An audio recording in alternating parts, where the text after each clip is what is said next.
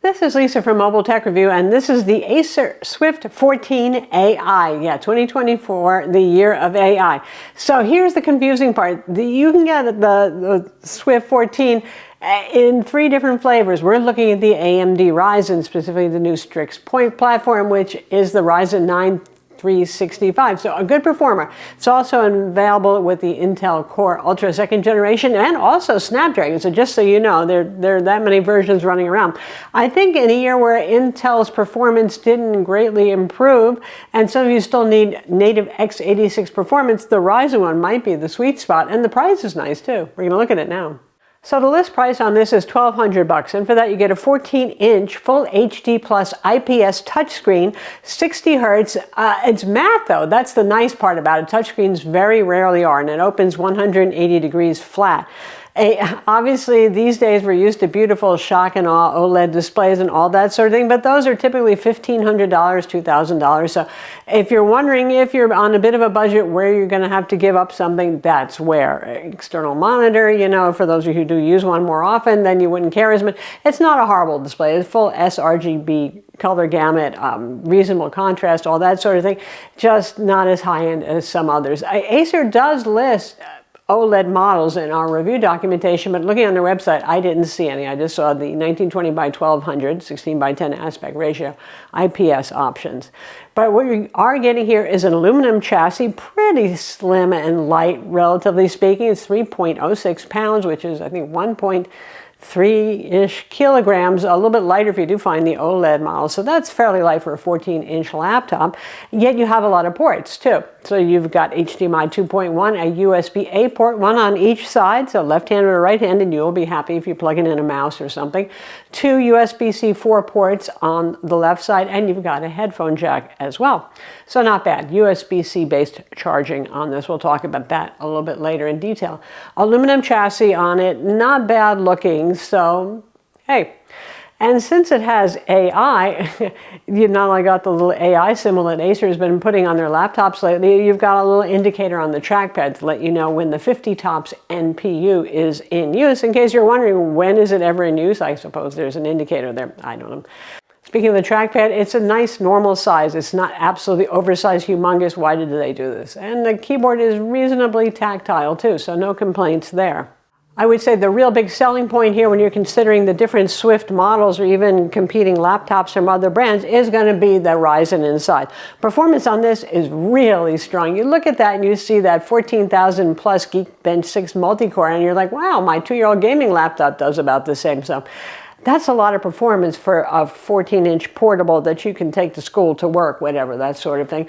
And the Radeon 880M integrated GPU is great for casual gaming, older gaming. Certainly, it's fine for everyday Photoshop use, a little bit of video editing, all that sort of thing. It packs some oomph there for integrated graphics. It's certainly going to beat the competition now for integrated graphics in an Ultrabook platform. So nice stuff. Fan noise, typically not bad at all. If it's running Windows updates, or you're pushing it hard, or you are video editing or gaming, you will hear the 2 fans that are inside, but typically not bad. So you would think, okay, battery life has to suck, right? And it's got a 75 watt-hour battery, which is pretty ample, and oddly a 100 watt USB-C charger. I don't know why it's 100 watts. Typically you see 65 watt with this class of laptop, but I won't complain. It is a traditional old school power brick, but then that does give you more cord length for those of you who do typically sit farther from outlets. But anyway, battery life on this actually isn't bad. Now Acer claims like 25 or 26 hours of video playback and 18 hours of web browsing. When we put the display at 200 nits, we actually got about 12 hours of web browsing. So for something that has this level of performance, that's really actually quite good. Good going, AMD, nice. Other amenities include a QHD webcam with Windows Hello facial recognition, and it has presence detection. You can disable that if that freaks you out and you use it. Otherwise, I actually do mostly find it useful. You walk up to it, it knows, it wakes itself up. If you walk away, it can lock the PC for you, so that's nice. And there is a webcam privacy shutter on board. You have Wi-Fi 7. It is a MediaTek card. I know not everybody loves MediaTek much, but we'll take a look at the internals. You could upgrade it. And that has Bluetooth 5.4 on board. To get inside, you unscrew Torx screws. There are about 10 of them or so, a lot of them. And in addition to those screws, there are some tenacious plastic clips that hold that metal bottom cover on. And here are the internals. Battery, as ever with Ultrabooks, taking up most of the space inside of here, really. 75 watt-hour battery. Here are our stereo speakers right here. This is the M.2 2280 standard PCIe 4 SSD there, so that is upgradable. Likewise, so is the Wi-Fi card. It's a MediaTek Wi-Fi 7 card with Bluetooth 5.4 on board, but should you decide you don't like that, well, you could change it if you want. RAM is part of the system on chip these days, so no upgrading the RAM for you. And here is our heatsink and our 2 heat pipes and our 2 little fans right here for the processor with iGPU inside. And that's the internals. So that's the Acer Swift 14 AI, model number and description, because like I said, it's confusing when you can get it with 3 different processor families inside. And honestly, for $1,200 or hopefully less, you can find it on sale at the holiday season, all that sort of thing. It's not a bad offering at all. In terms of performance, it's definitely all there. In terms of ports, it's definitely all there.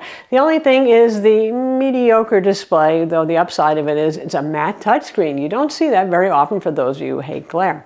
I'm Lisa from Mobile Tech Review. Be sure to subscribe to our YouTube channel for more cool tech videos, and thumbs up if you like this vid.